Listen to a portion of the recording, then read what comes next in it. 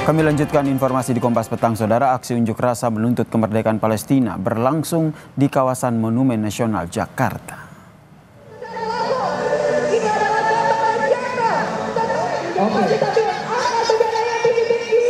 Yang dulu terpakir mencari kemerdekaan, ini datang.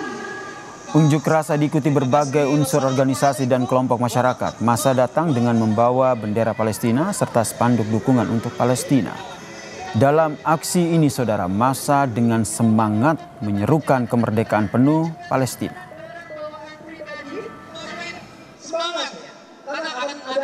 Kalau misalnya pesan yang mau disampaikan, bebaskan Palestina ya, Free Palestine.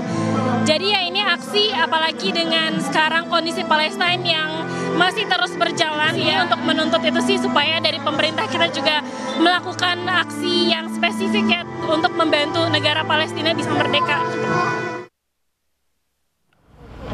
Sementara itu, Saudara, genjatan senjata di Gaza mendorong warga Palestina kembali ke rumah mereka di wilayah Khan Younis di daerah selatan Gaza. Warga berencana kembali menempati tempat mereka hanya untuk mendapati rumah mereka berubah menjadi tumpukan puing.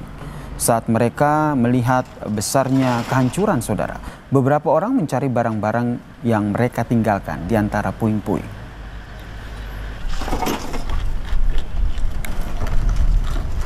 خايفين على أرواحنا الآن. إحنا بعد ما وقفت الحرب كيف بدنا نعيش؟